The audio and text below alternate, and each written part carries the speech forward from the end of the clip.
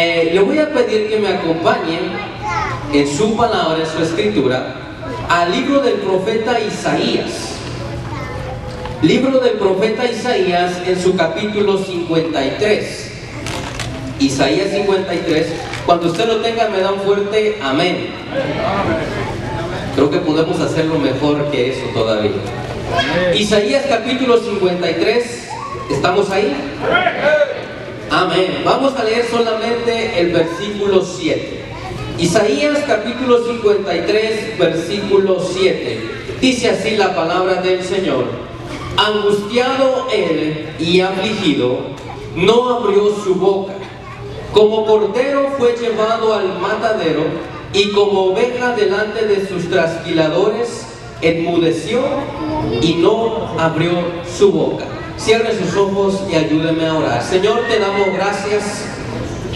Señor, te agradecemos por la oportunidad que nos das de estar en tu casa, Señor. Es un privilegio y es una bendición el poder adorarte, el poder exaltar tu nombre, porque has sido bueno con cada uno de nosotros, Señor. Hoy nos disponemos a escuchar el mensaje de tu palabra. Te ruego que seas tú hablando a cada corazón y cada vida, Señor. Que seas tú ministrando los corazones. Señor, que esta palabra que has puesto en nuestro corazón cumple el propósito para la cual tú la has enviado, Señor. Y que pueda hacer conciencia en cada uno de nosotros, Señor. Que cada uno de los presentes, Señor, y de aquellos que escucharán a través de los videos, Señor, puedan recibir esta palabra y puedan ser edificados, Padre. En el nombre de Jesús te ruego, usa nuestra vida, Señor, porque sin ti nada podemos hacer. Todo te lo pedimos en el nombre poderoso de Jesús. Amén y amén. Amén. Bueno, hoy quiero hablarles un tema acerca del silencio. No sé si usted sabía, bueno, lo sabe porque en este país sucede, de que tienen dentro de las cosas con las cuales juzgan a las personas que se portan mal, tienen la pena capital, la pena de muerte. Muchos países la han quitado, muchos países ya no tienen esa pena, ya no, ellos no condenan a nadie a la muerte, pero muchos países sí. Uno de ellos pues es en el que estamos. Y estaba leyendo un poquito algunas historias que han sucedido en este país de personas que fueron condenados a la pena de muerte siendo inocentes. Imagínense nada más. Y son varias, por no decir muchas. Personas que se les hizo un juicio, pero que fueron halladas culpables siendo inocentes. ¡Qué tremendo! Imagínese que a usted lo llevaran a juicio por algo que usted sabe que es inocente. ¿Qué usted haría? Sin duda alguna que haríamos lo que sea para probar nuestra inocencia, ¿verdad que sí? Si aún algunos siendo culpables saben que son culpables, pero hacen lo que sea y contratan al mejor abogado para que los libre de la condena, para que ellos presentarse como inocentes, aún sabiendo que son culpables, ¿verdad?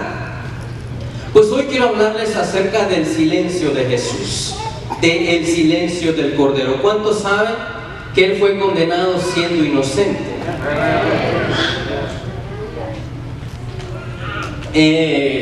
Y es que es una realidad que todos nosotros conocemos, que Él fue llevado a juicio siendo inocente y fue condenado a la pena de muerte siendo inocente.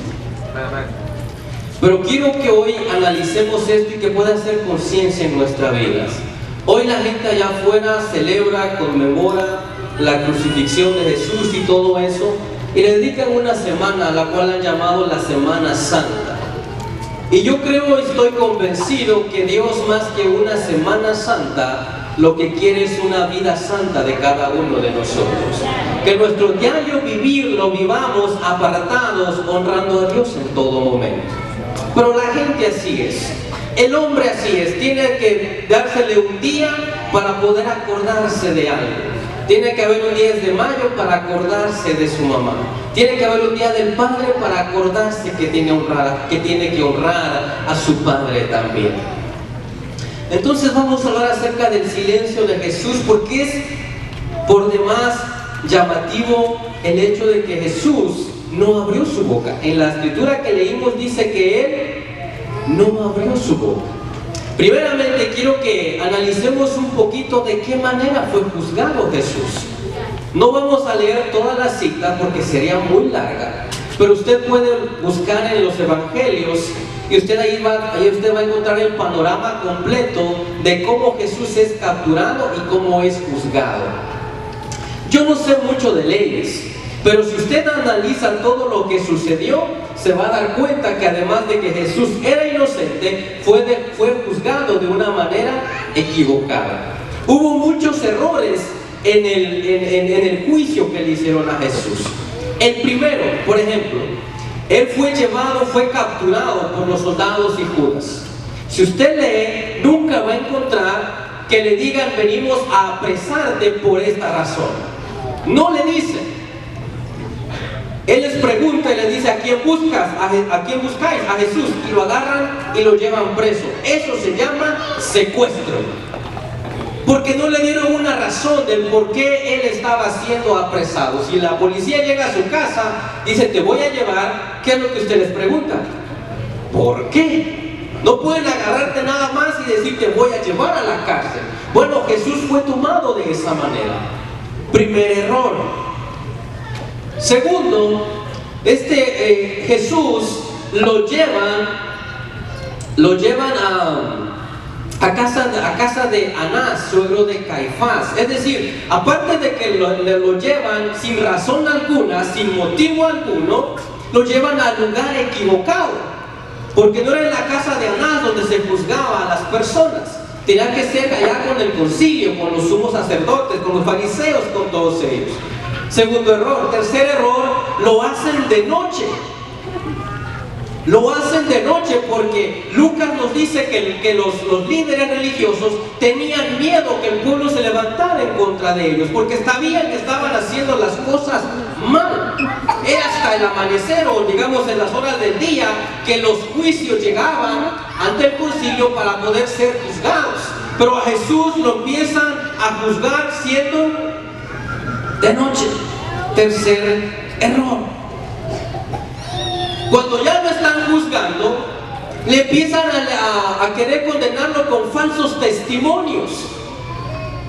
Es decir, traen gente para que hable mal de Jesús. En la ley de aquel entonces se había dicho que por lo menos se necesitaban 2 personas que te atestiguaran en contra de alguien para que esa persona fuera hallada culpable. Usted va a encontrar en la Biblia que a pesar de que llevaron muchos testigos falsos que hablaban mal de Jesús, no se ponían de acuerdo. Es decir, que no encontraron esos 2 testigos que atestiguaran cosas que fueran verdaderas. No se ponían de acuerdo. Otro error más. Solamente aquellos 2 que dijeron: a esto lo hemos escuchado decir que él puede derribar el templo y en 3 días lo vuelve a levantar. Pero nosotros entendemos que en realidad no estaba hablando del templo literal, sino que estaba hablando de sí mismo, que iba a morir pero al 3er día se iba a levantar. Otro error más. Sus derechos fueron violados. En uno de los evangelios relata que aún antes de empezar a ser juzgado, ya las personas que lo habían apresado lo habían golpeado, lo habían maltratado. Y todavía ni siquiera empezaba el juicio. Es decir, todos estos errores pues mostraban que lo que estaban haciendo estaba mal. Después a Jesús prácticamente lo amenazan, porque todo este proceso usted va a encontrar que Jesús no abrió su boca. Aun cuando le cuestionaban, él no respondía. Solamente cuando le decían: ¿eres tú el rey de los judíos?, él decía: tú lo has dicho. Pero en algún momento Caifás le dice: oye, tú eres el rey de los judíos, y Jesús calla y él le dice: te conjuro por Dios a que nos digas si verdaderamente tú eres el Hijo de Dios. Es decir, prácticamente lo obligó, digámoslo de esa manera. Porque para ellos, una vez que, ¿verdad?, que le decían estas palabras: te conjuro en el nombre de Dios a que me digas, la persona estaba obligada a responder. Entonces Jesús le dijo, yo soy. Y entonces el hombre rasca sus vestidos y hace un show ahí para decir, no necesitamos más testigos. Este hombre ha blasfemado. Entonces lo llevan a donde Pilato, pero curiosamente no lo acusan de lo que ahí lo estaban acusando. No lo acusan de blasfemo, sino que delante de Pilato lo acusan por sedición. Es decir, le estaban diciendo a Pilato que Jesús quería levantarse en contra del gobierno romano. Es decir, otro error más, porque imagínense, aquí lo estaban acusando de una cosa, pero llegando delante de Pilato lo acusan de algo diferente. Tremendo, ¿verdad que sí? Todos estos errores echarían por el suelo todo el juicio que ellos estaban haciendo en contra de Jesús. Sabemos que Jesús era inocente, es decir, Él no tenía pecado, no tenía mancha, no había maldad en Él, no había pecado, ni en contra del gobierno como se le estaba acusando, y tampoco en contra de la ley. Pero lo que me llama la atención, y es lo que quizás el mensaje principal del día de hoy, de que Jesús no abrió su boca. Siempre, nos enfocamos en todo lo que Él padeció, y ciertamente fue muy terrible, pero todo comenzó aquí. Todo comenzó con ese mal juicio que le estaban haciendo a Jesús. Y en todo ese proceso, usted se va a dar cuenta de que Jesús no abrió su boca. ¿Y por qué me llama la atención todo esto?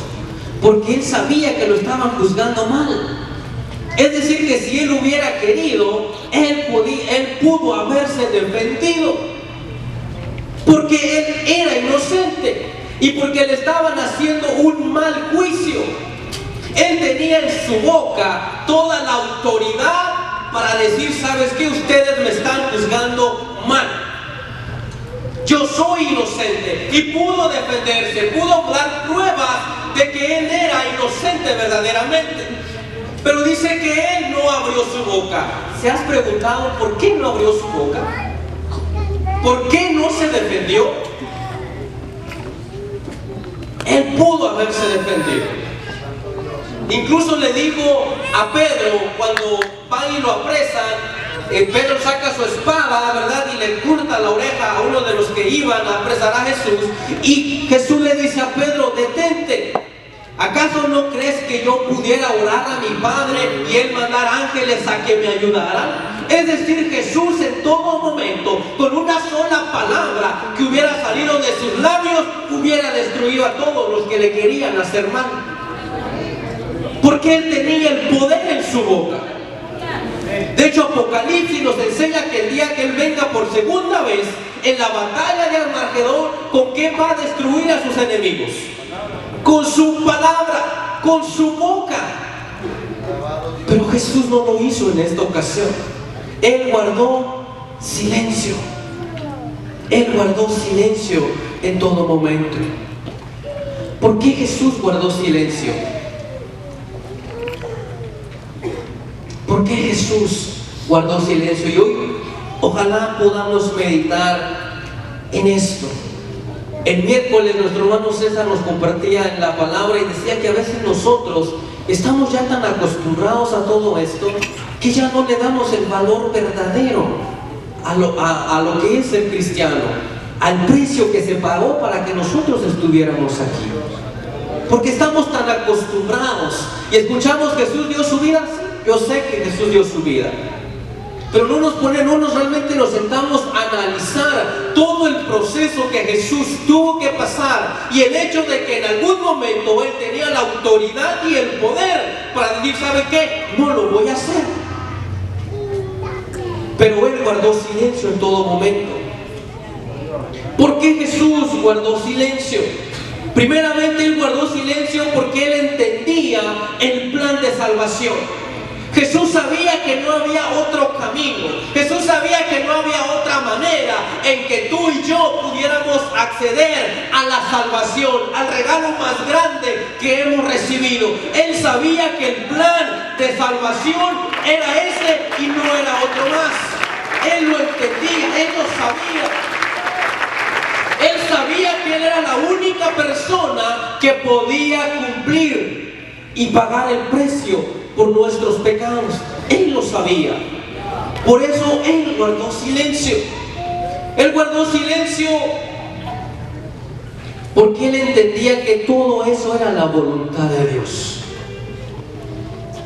Todos recordamos a Jesús aquel momento cuando se encontraba afligido y le oraba al Padre y le decía: Padre, si es posible, pasa de mí esta copa, pero no se haga como yo quiero, sino como tú. Es decir, Él entendía que lo que Él iba a pasar era la voluntad de Dios. Y si algo a Jesús lo deleitaba, era cumplir la voluntad del Padre. Si a algo Jesús era su comida, por así decirlo, era hacer la voluntad del Padre. ¿Y cuánto nosotros tenemos que aprender de eso? Él sabía lo que le esperaba. Él sabía que iba a ser difícil, pero Él entendía que era la voluntad de su Padre. Y dijo: yo para eso he venido, para cumplir la voluntad del que me envió. Amén. Él entendía que en realidad no era delante de un tribunal que se estaba presentando. Él entendía que era delante de un tribunal celestial en el cual se iba a presentar para pagar el precio de tus pecados y de mis pecados. Eso Jesús lo entendía y por eso guardó silencio. Él entendía que no iba a ser Pilato el que lo iba a juzgar, por así decirlo. Incluso le dijo: la autoridad que tú tienes sobre mí no la tuvieras si no te hubiese dado desde allá arriba. Es decir, Él entendía que en realidad era delante del juez de los jueces que se estaba presentando para pagar tus pecados y para pagar mis pecados. Por eso Él guardó silencio. Él guardó silencio porque estaba preparado para su misión. Él sabía que para eso Él había venido a este lugar y Él estaba preparado. Allá mismo en el huerto de Getsemaní, cuando Él estaba orando, dice que vinieron un ángel y lo fortaleció. Es decir, Él estaba preparado. Hay varios tipos de silencio, o hay varias cosas del por qué guardamos silencio. Por ejemplo, muchas veces nosotros podemos guardar silencio por miedo. Podemos guardar silencio por miedo. Cuando algo nos asusta, cuando algo no lo entendemos, nosotros tendemos a guardar silencio. Podemos guardar silencio en señal de indiferencia. Alguien me puede estar hablando, pero como no me interesa, guardo silencio.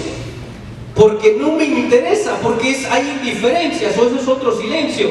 Hay silencio que demuestra debilidad.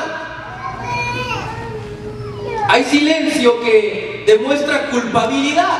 De hecho, hay un dicho allá afuera que dice que el que calla, otorga. Es decir, que muchas veces nuestro silencio deja entrever que de lo que se nos está acusando somos culpables. Hay un silencio de mal humor que deja de ver que estamos de malas. No sé si a usted, alguien le haya pasado aquí, casi estoy seguro que no. Pero cuando de repente usted sabe que está, que no se aguanta ni usted solo, y vienen y le hablan y usted dice: ¿cuánto? ¿Verdad? Ese es otro tipo de silencio. Ninguno de esos silencios era el silencio de Jesús. Ninguno de esos silencios. Él no silenció por miedo, ni por indiferencia, ni por culpabilidad, ni por debilidad, ni por mal humor. Él guardó silencio porque era humilde. Un silencio de humildad. Un silencio de aceptación, de decir: Señor, yo sé que para esto me has enviado, me someto a ti, acepto lo que va a venir y por eso decido guardar silencio. No me voy a defender, no voy a hacer nada, porque entiendo que esta es tu voluntad. Un silencio de humildad, un silencio de aceptación, un silencio que dejaba ver firmeza y seguridad en la vida de Jesús. Dios, amado Dios. Un silencio que mostraba que Jesús tenía la fortaleza para pasar lo que él iba a comenzar a pasar. Y eso que iba a pasar te tocaba a ti y me tocaba a mí. Jesús guardó silencio porque él entendía que en realidad estaba tomando el lugar de nosotros. Es decir, él dijo: yo sé que yo soy inocente porque yo no he hecho nada, pero en su omnisciencia volteó a ver.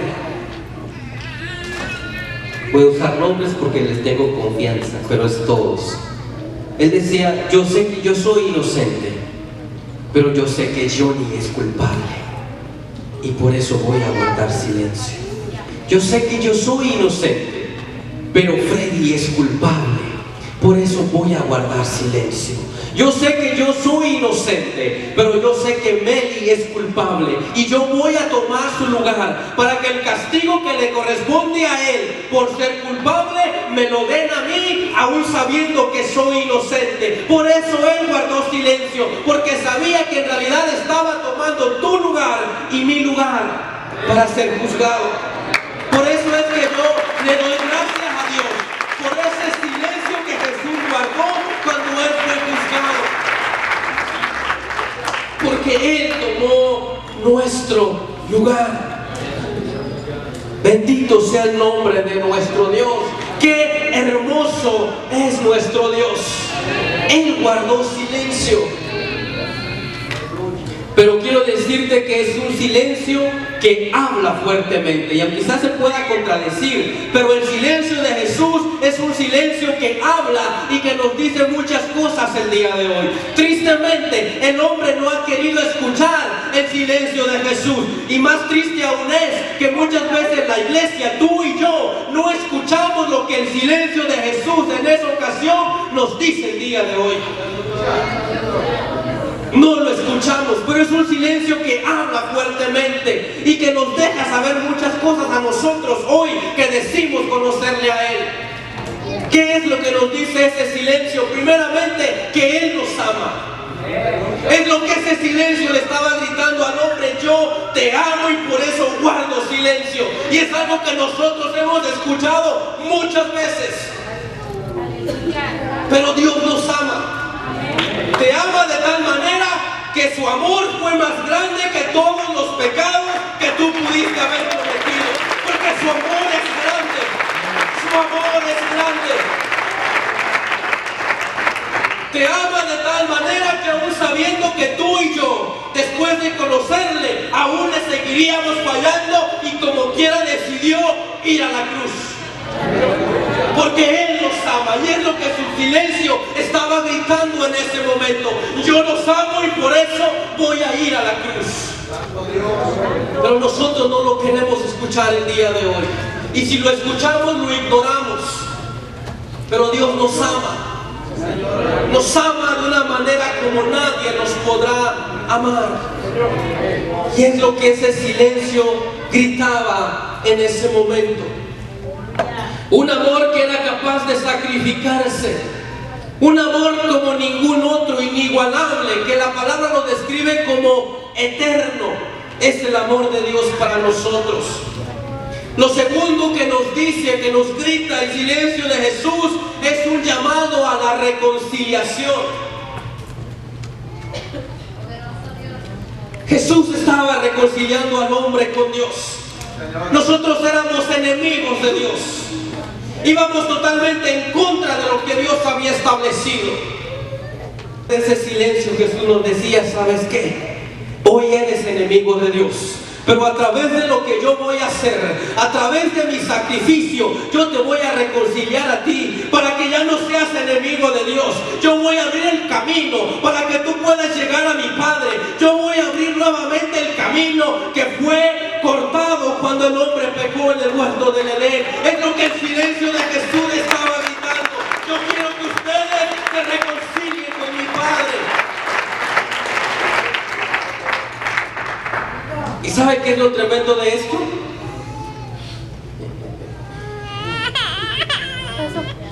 Que esta reconciliación era Jesús quien la estaba haciendo. Es decir, el ofendido reconciliando al ofensor. No sé si tú entendiste eso. El ofendido, porque Jesús era Dios y tú y yo lo sabemos. Se hizo carne, pero era Dios. Todo lo que nosotros habíamos hecho era en contra de Él. Él era el ofendido, pero Él, aún siendo el ofendido, siendo el agraviado, estaba reconciliando a ti y a mí, que éramos los agresores, que éramos los que nos habíamos alejado de Él. Ese es lo hermoso del amor tan grande que Dios nos tiene. ¿Quién de nosotros sería capaz de hacer algo así? Que alguien venga y que lo ofenda, y que usted vaya con las leyes terrenales y le diga: ¿sabes qué? No lo condenes a él, condéname a mí. Nadie lo haría, pero era lo que Jesús estaba haciendo. Ustedes me ofendieron a mí, pero yo quiero reconciliarlos. Yo no quiero que estén alejados de mí. Yo quiero que tengan una relación conmigo. Así de grande es el amor de Dios por nosotros.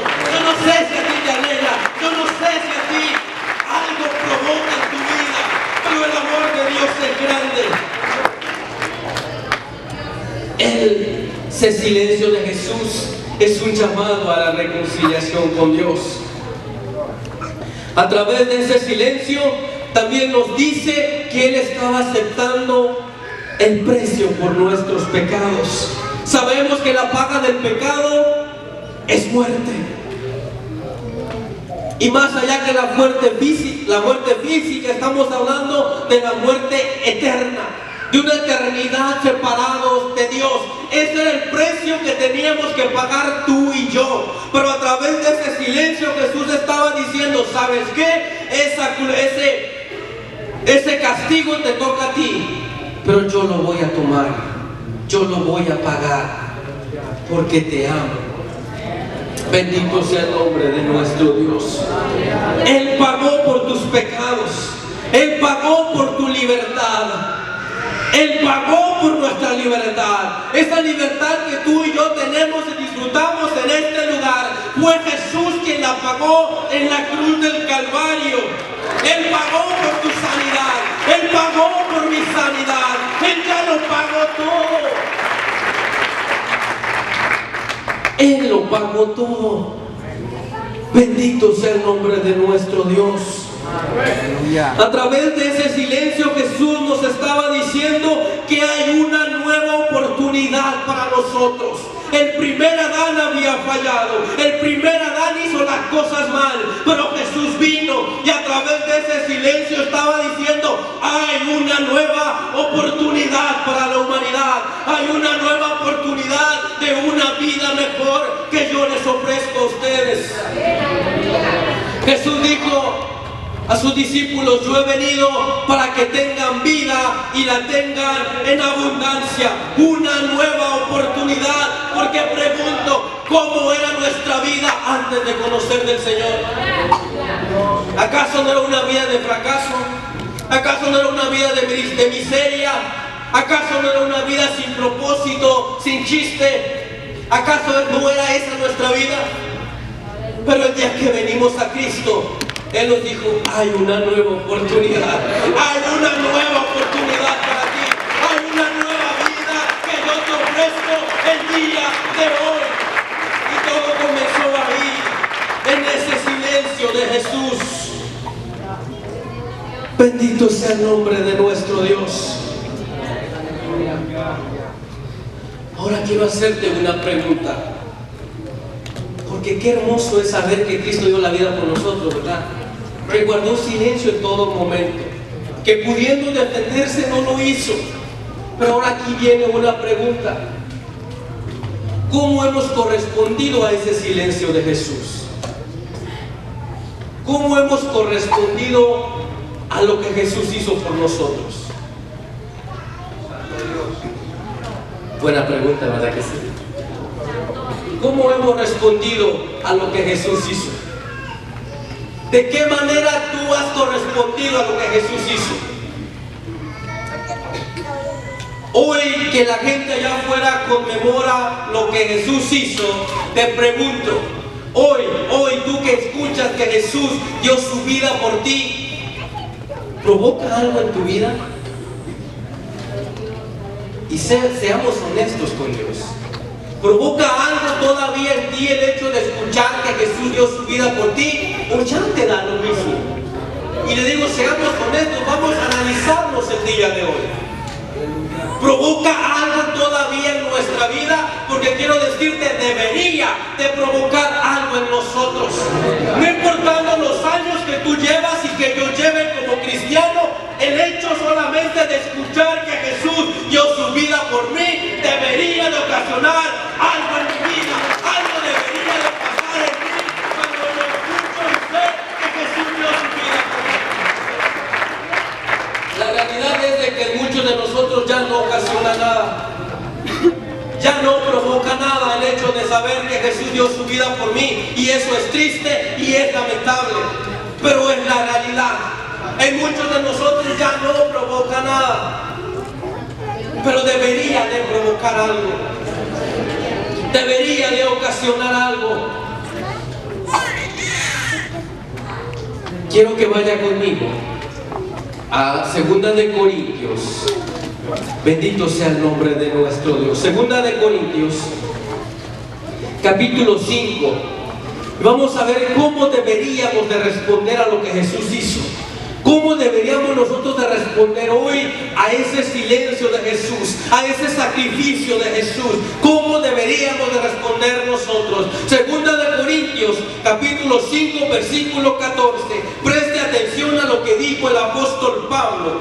Dice así: porque el amor de Cristo nos constriñe.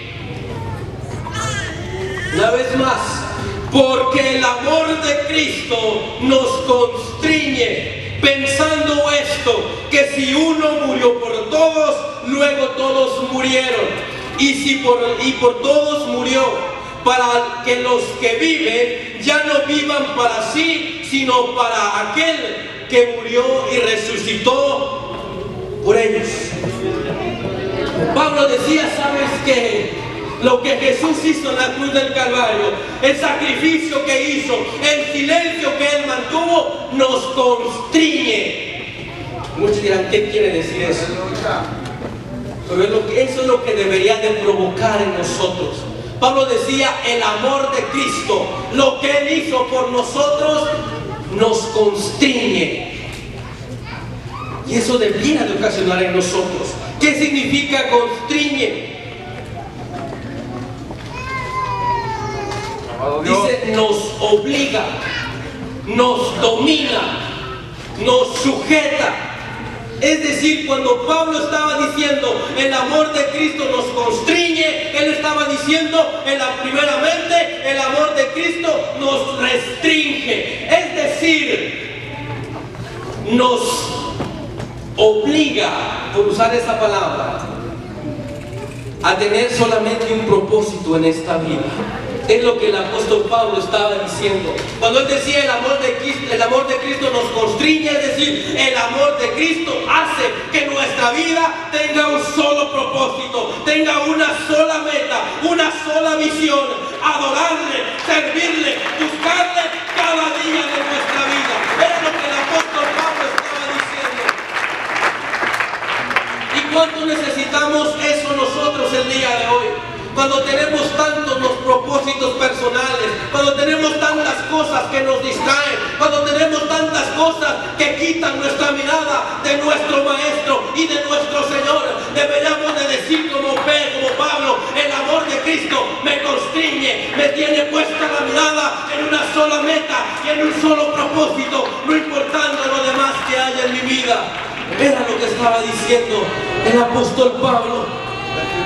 Cuando él dijo el amor de Cristo nos constriñe, estaba diciendo el amor de Cristo nos mantiene presionados. Es decir, que no nos deja movernos para ningún lado. Nos tiene derechitos en la línea. No nos deja ni ir ni para la derecha ni para la izquierda. Nos tiene presionados en un solo camino. Un Nosotros necesitamos mucho eso el día de hoy. Porque ¿cómo tan fácil nosotros quitamos la mirada del Maestro? Pues nosotros estamos caminando, de repente algo nos llamó la atención, caminamos. De repente nos acordamos nuevamente y, oh no, yo soy cristiano, y volvemos a agarrar camino. De repente hay otra cosa y otra vez nos desviamos. Pero nosotros debiéramos de responder a ese amor de Cristo de esa manera, manteniéndonos en el camino, no yendo ni a la izquierda ni a la derecha. Era lo que el apóstol Pablo estaba diciendo. El amor de Cristo nos constriñe, es decir, nos tiene en un solo camino, nos tiene prensados. En otras palabras, me tiene atrapado, y aunque yo quiero salirme, no puedo, porque me acuerdo de lo que Él hizo por mí y no puedo hacer otra cosa sino que mantenerme en este camino, siguiendo caminando hacia adelante. Bendito sea el nombre de nuestro Dios. Cuando Pablo dijo que el amor de Dios, de Cristo, lo constriñía, estaba diciendo, el amor de Cristo nos comprime. Es decir, todas las fuerzas que tenemos las canalizamos en un solo propósito. Toda nuestra energía, todo lo que somos, lo enfocamos en un solo propósito. Todo lo que somos, toda nuestra energía.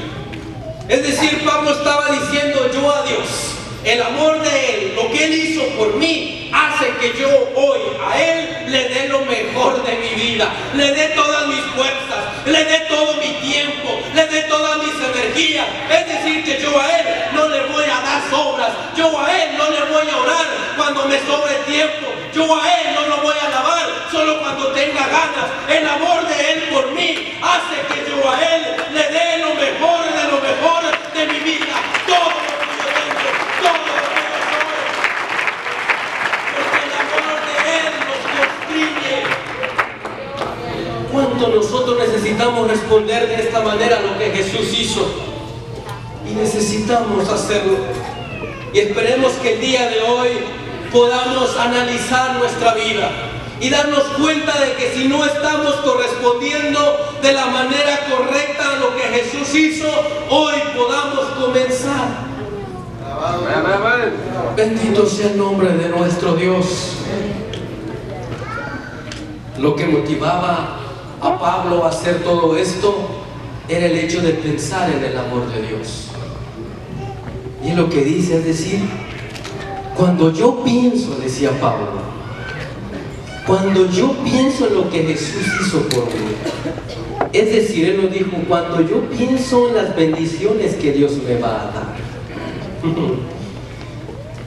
cuando yo pienso en el carro que le estoy pidiendo al Señor y que sé que me lo va a dar, cuando yo pienso en ese aumento en mi salario que le he pedido al Señor y sé que me lo va a dar, Él no estaba diciendo eso. Les digo, cuando pienso en el amor que Cristo tuvo por mí, en lo que Él ya hizo, es decir, Pablo estaba diciendo, yo no necesito que Dios haga nada más por mí. Si ya no me quiere sanar, está bien. Si no quiere darme algo más, está bien. Porque lo que Él ya hizo es suficiente para que mi vida entera le pertenezca solo a Él. Nosotros muchas veces condicionamos nuestro servicio a Dios por lo que Él nos vaya a dar a nosotros. Y por eso es que nuestro servicio a Dios va así. Porque tan pronto no recibimos lo que queremos y ya no queremos hacer nada. Pero cuando tu servicio a Dios está basado en lo que Él ya hizo por ti, no importa lo que tú estás pasando, no importa lo que tú aún no tienes, tú dices, yo voy a seguir, yo le voy a servir, porque lo que Él ya hizo es suficiente para mí. Bendito sea el nombre de nuestro Dios. Es importante, hermano, que hoy de verdad nos analicemos. Es importante de verdad que hoy miremos dónde estamos parados y qué le estamos dando a nuestro Maestro, aquel que guardó silencio por nosotros, aquel que pagó el precio por cada uno de nosotros.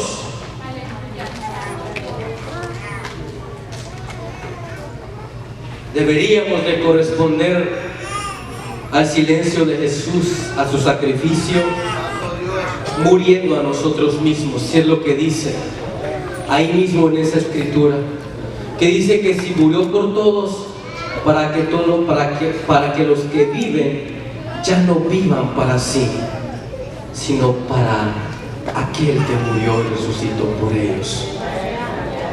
¿Para quién estamos viviendo? ¿Para quién estamos viviendo? ¿Estamos de verdad viviendo para Él? ¿O estamos viviendo para nosotros? Estamos viviendo para nuestros deleites. Estamos viviendo, y esto ya sería peor, estamos viviendo para el mundo. ¿Para quién estamos viviendo? Jesús guardó silencio por nosotros. ¿Y sabes por qué guardó silencio? ¿O para qué guardó silencio? Para que hoy tus labios y mis labios se abran a todo lo que dan y le den gloria y honra y alabanza a Él. Es decir, Él dijo: yo guardo silencio, pero sé que viene mi iglesia y que ella se abrirá sus labios, me dará gloria y me dará honra y me dará alabanza. ¿Verdad que no se equivocó? Porque nosotros, olvídese, ¿verdad que sí? Denle fuerte el aplauso al Señor.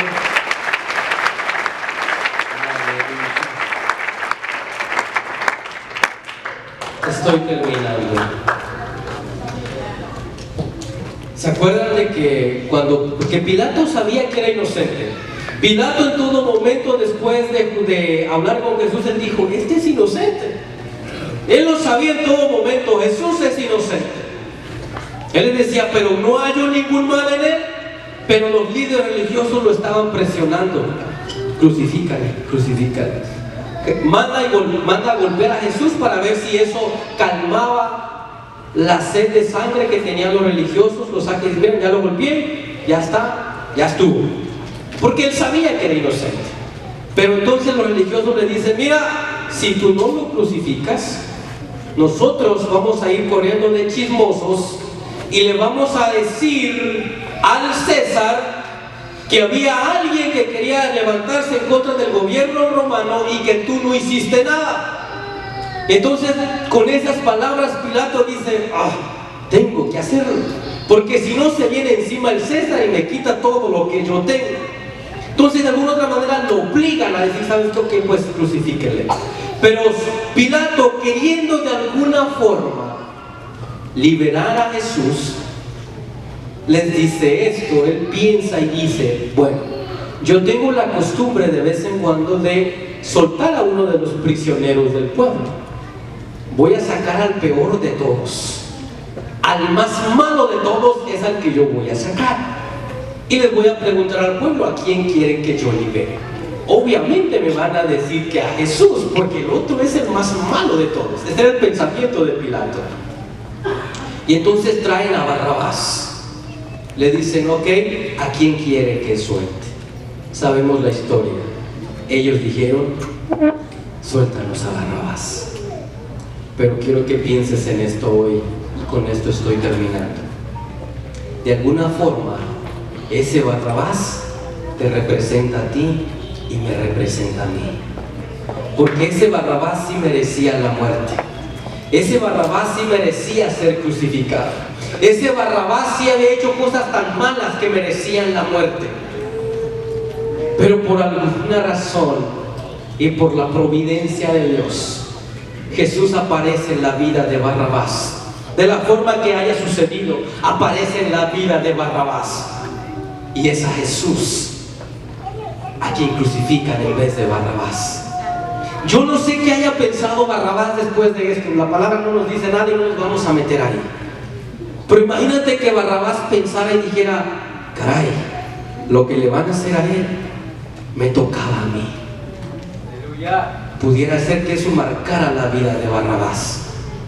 Pero si no marcó la vida de Barrabás, no hay problema, con tal de que hoy marque la vida tuya y la mía. Porque tú y yo ocupábamos el lugar de Barrabás. Tú y yo éramos ese Barrabás que merecía la muerte, que éramos éramos malos, que éramos enemigos de Dios, pero Cristo apareció en nuestra vida. Cristo llegó en nuestra vida y dijo, ¿sabes qué? Yo voy a pagar el precio por Él. Él es el que merece la muerte, pero yo voy a pagar el precio que le corresponde a Él. Y nuestra vida fue diferente. Te voy a pedir que fueras tan amable y te pongas de pie. Hoy en día la gente allá afuera dice conmemorar el sacrificio de Jesús. La pregunta es si verdaderamente lo están haciendo. Porque muchos de ellos solo andan en fiestas, en la playa, tomando, y sabemos todo lo demás. Pero aquí la pregunta es para ti y para mí: ¿cómo hemos respondido a lo que Jesús hizo por nosotros? Jesús guardó silencio por ti y por mí, para que hoy tú y yo tengamos vida. ¿Cómo has correspondido a ese amor de Dios? ¿Dándole un servicio de vez en cuando? ¿Dándole 20 minutos de oración de vez en cuando? ¿Dándole un ayuno cada año? Aunque déjeme decirte que muchas de esas cosas que hacemos ni siquiera las hacemos para Él, las hacemos para nosotros. Decimos, Señor, voy a ayunar para que me contestes. Señor, voy a orar para que me contestes. Señor, voy a la iglesia para que me bendigas. Es decir, que aún aquellas cosas que pensamos hacer por Él, realmente las estamos haciendo por nosotros. ¿Qué estamos haciendo por Jesús? ¿Cómo estamos correspondiendo a ese amor y a esa misericordia que Jesús expresó en la cruz del Calvario? ¿De qué manera? ¿De qué forma? ¿Fallándole? ¿Pecando deliberadamente? ¿Haciendo lo que está mal aún sabiendo que no debemos de hacerlo? Llegará el día, hermano y amigo, que se nos va a pedir cuentas por ese sacrificio, que se nos va a decir de qué manera correspondiste a lo que yo hice por ti, qué hiciste en correspondencia al amor que yo te mostré en la cruz del Calvario. ¿Y qué le vamos a decir al Maestro? Es que estuve muy ocupado, es que tenía mucho trabajo, es que mi familia, es que mis hijos, es que mis padres. ¿Qué le vamos a decir al Maestro? Correspondamos a ese silencio.